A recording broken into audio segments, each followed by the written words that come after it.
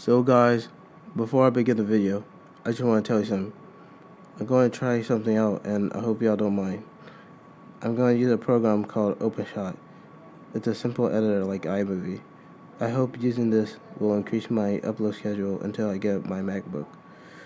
I'll probably get used to the program and have fun with it.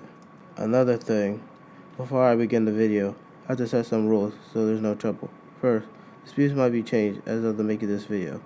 Second, we are affecting both sides of the argument, so I can't favor one side. Also, to keep the video short, I may not go in depth with the video, but I may make an extended version that will fill in what I didn't talk about in this video. But Robert, why are you still talking? Start the video already. Okay, I will. So enough talking, let's start the video. Hey guys, Robert here, and welcome to Tutor Time. Isn't it great that we live in a world where every country is helping out each other?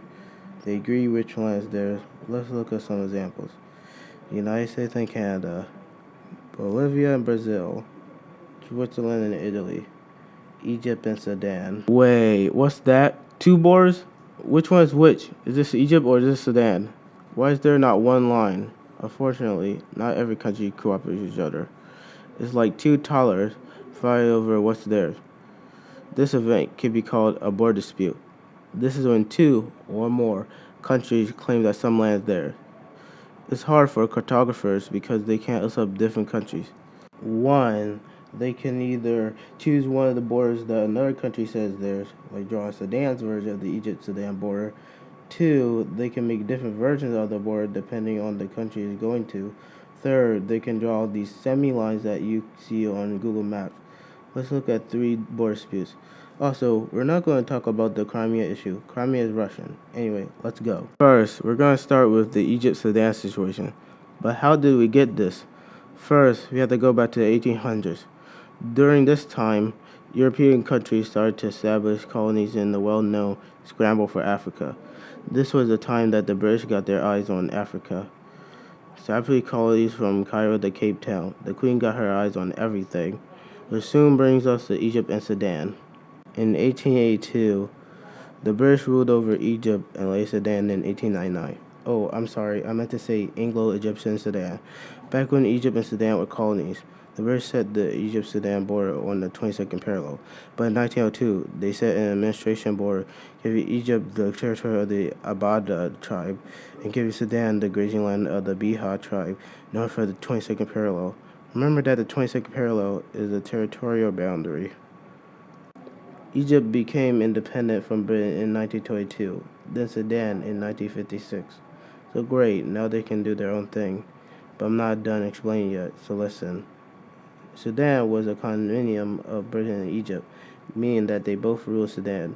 When Sudan was independent, Egypt and Sudan were now two independent nations. So now they had to deal with the border issue. In 1956, Egypt said that the border was the 22nd parallel, but Sudan says it was the administration border in 1902. Remember that territory and administration are different. So now we have two places, a no man's land and disputed territory. Let's talk about the Hala'ib Triangle. Egypt and Sudan claimed the Hala'ib Triangle as theirs. They tried joint control of the territory until 1922, when Egypt denied Sudan's permission to explore in the Hala'ib Triangle. So this caused a lot of controversy and now is administered by Egypt but claimed by Sudan. Let's talk about the no man's land that is Bir Tawil. It falls in the no one wants this land kind of territory. It's an empty desert with nothing. Basically, Egypt and Sudan is playing hot potato with Bir Tawil. On July 16, 2014, a man from Virginia, that's where I'm from, claimed Bir Tawil as the Kingdom of North Sudan, a micronation with no international recognition at all. He plans on getting recognized from the Arab Republic of Egypt, the Republic of the Sudan, and the African Union. He was denied recognition for obvious reasons. He did this so that his daughter Emily could be a quote-unquote princess. First of all, it takes time to be a monarch. Queen Elizabeth didn't say, "Britain is mine." Both Egypt and Sudan says that it belongs to either country. They just don't know whose. Now, we're going to talk about the confusing India-Pakistan-China situation. Unlike the Egypt-Sudan situation, we have another country in the mix. But China stays away from Pakistan because they're friends.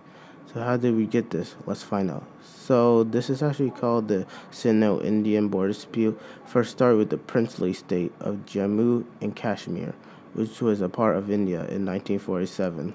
India was predominantly Hindu and Pakistan was predominantly Muslim. So India and Pakistan split. The princely state stayed independent when India and Pakistan separated. The majority was Muslim, but the ruler was Hindu. So Jammu and Kashmir can either be annexed by Pakistan, India, or stay independent. The people want to join Pakistan, while the ruler wanted Jammu and Kashmir to be independent. This upset Pakistan, and they planned an attack to take what they said is theirs.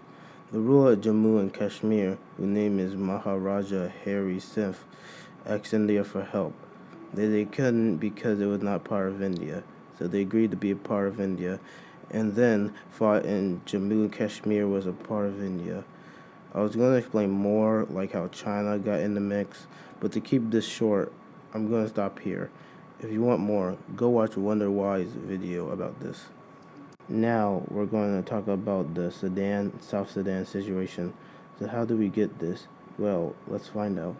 After the war for independence for South Sudan, the Abiy people had the choice to either join Sudan or South Sudan. A referendum was planned to be held, but due to complications, it was yet to be held. The Abiy people was in limbo because they don't know if they were in Sudan or South Sudan. The area was given the special administration status until they worked things out. But the Abiy area was simultaneously in Sudan and South Sudan.